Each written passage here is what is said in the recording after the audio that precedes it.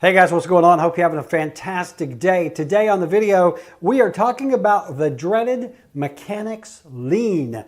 What is it? Why should you care? And how can it really screw up a real estate deal? We're going to talk about that coming up.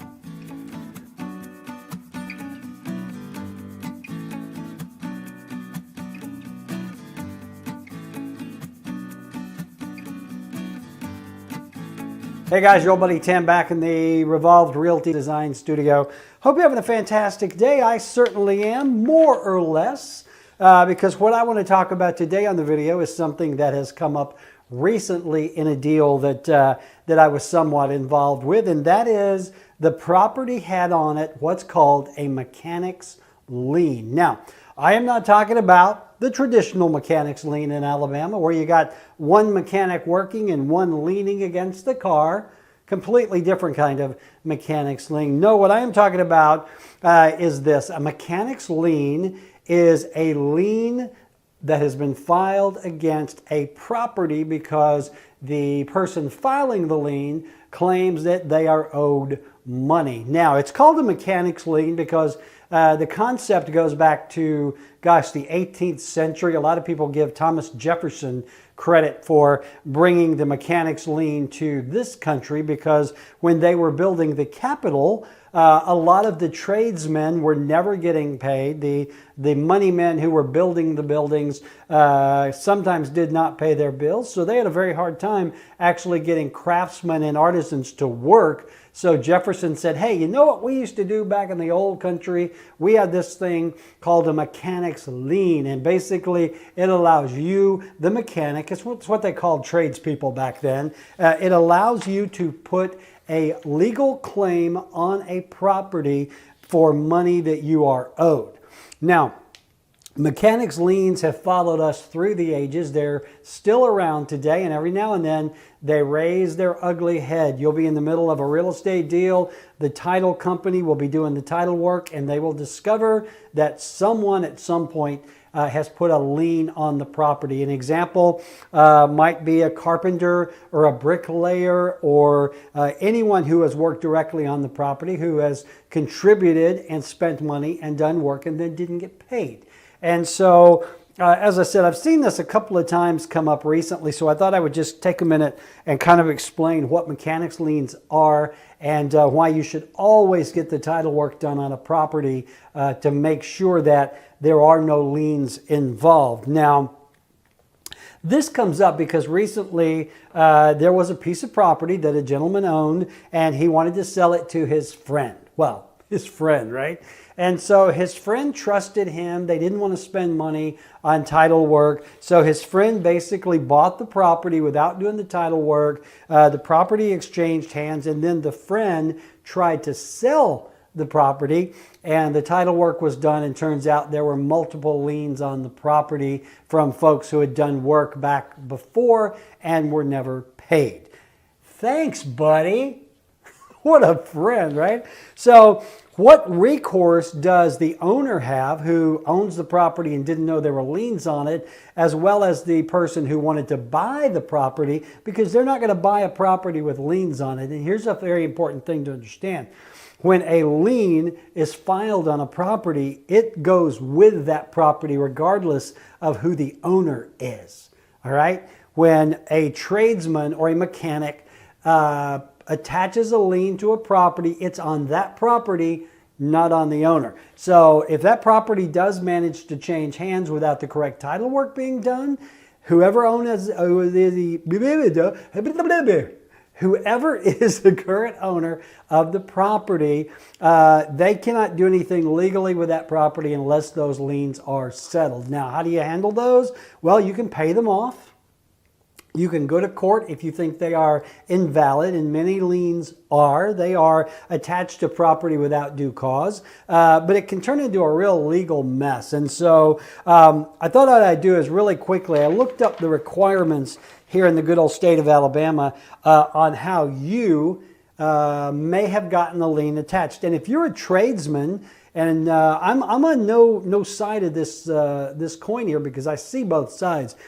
If I am hired to do work on a house, I build a deck or I paint or I do whatever, and then I am not paid, I am within my legal right to file a lawsuit or a lien against that property. All right, so here are the requirements in order to file a lien. Number one, it must meet the work requirements. Alabama law states that in order to file a mechanic's lien, the applicant must have made an improvement to the property against which the lien is issued. I can't do work on this house and file a lien on that one. It only can be done on this one. Improvements can come in many forms, including, listen to this, providing supplies, labor, waste removal, architectural services, engineering services, or any other active labor that adds value to the property. If you hire me to haul off trash and you don't pay me, I can file a mechanic's lien against you. All right? Generally, this involves improvement to the property itself, the land on which the property rests, or attachments or additions to the land. So apparently, if you hire me to put a new roof on your barn, I can attach a lien to the entire property, not just the barn. The lien must meet the relationship requirements. The Alabama Mechanics Lien statutes require that the party filing for the lien be the original contractor, a subcontractor, or their material suppliers and subcontractors. Other parties that may have supplied material to a supplier, therefore, are not protected under the Alabama statutes, meaning that if I'm a contractor and I file a lien against your property, and I didn't pay for materials, the folks that I didn't pay cannot come through my lien to attach to you. Then you have to decide which type of lien is appropriate. Alabama law provides two kinds. The first is a full price lien. Now this kind of lien is appropriate when a party has either directly or has a direct or implied contract with the owner of the property. All right. The second form is the unpaid balance lien. Any worker who does not have a contractual relationship with a property owner can avail himself of this. Now, excuse me, this is an important point to understand. The full price lien is someone, let's say you hire me directly to perform work on your property and you don't pay me, I have recourse through a lien. Well, what if it's one of my workers who does not get paid because you did not pay me? That is an unpaid balance lien, which can also be attached to the property. Then you have to file written notice of intent to file a lien, meaning that if I'm a contractor and I'm going to file a lien against your property, I have to let you know. The notice must include information as the amount, the work performed, the person or organization to whom the money is owed, and the right to attorney's fees and finance charges.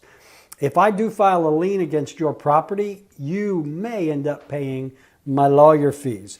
Then I have to file a verified lien statement. The lien statement must be filed in the county probate office where the property is located. Laborers must file within 30 days from the last day worked or provided materials, while original contractors must file within 6 months. So there is somewhat of a statute of limitations. If you did the work for me on my home 7 months ago, you're out of luck because it's going to be 6 months past the date. So, and then you file the suit. Everybody goes to court if there's no settlement, and then there is a judgment awarded. Lien filers have 6 months after the day of work on which to file the lawsuit.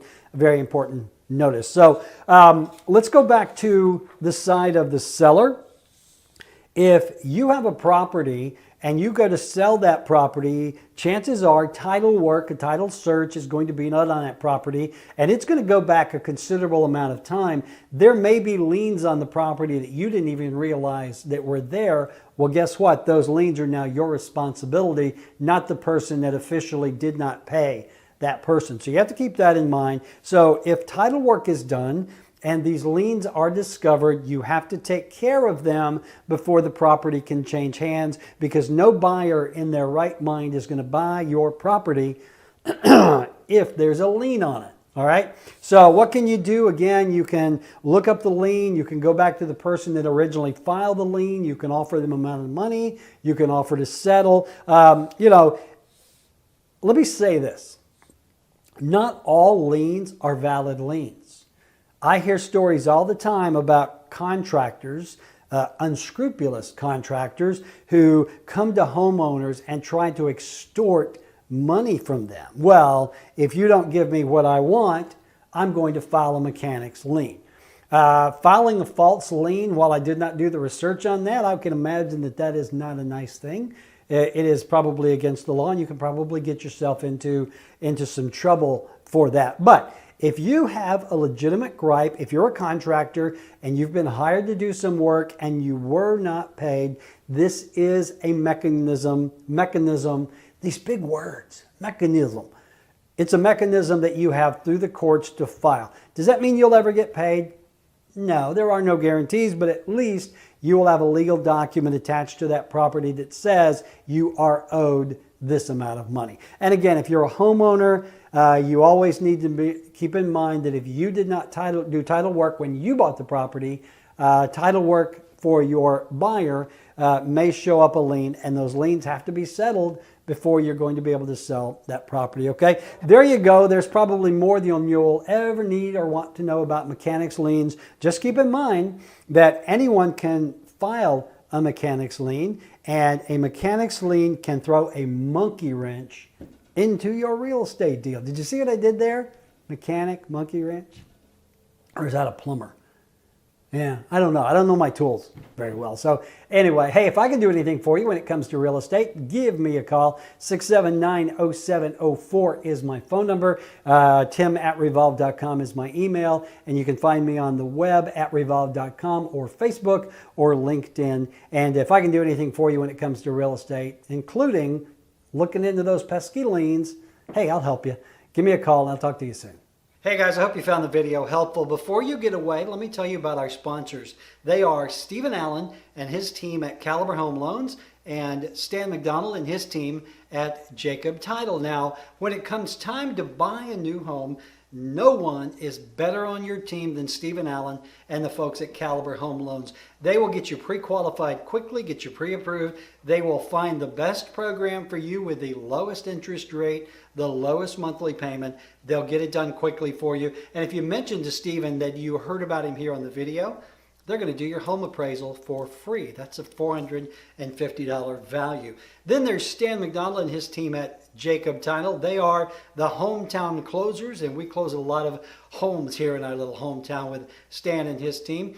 Always professional, always legal, always quick, always thorough. You're not going to find a better closing attorney than Stan McDonald and the folks at Jacob Title. And if you mention to Stan that you heard about it right here on the show, he's going to knock $100 off your closing costs, okay? So that's it. Get out there and make it a great day. If I can do anything for you when it comes to real estate, either buying or selling, give me a call, 679-0704. You can email me, tim@revolved.com, or find me on the web or on Facebook at revolved.com. All right? Get out there and make it a great day.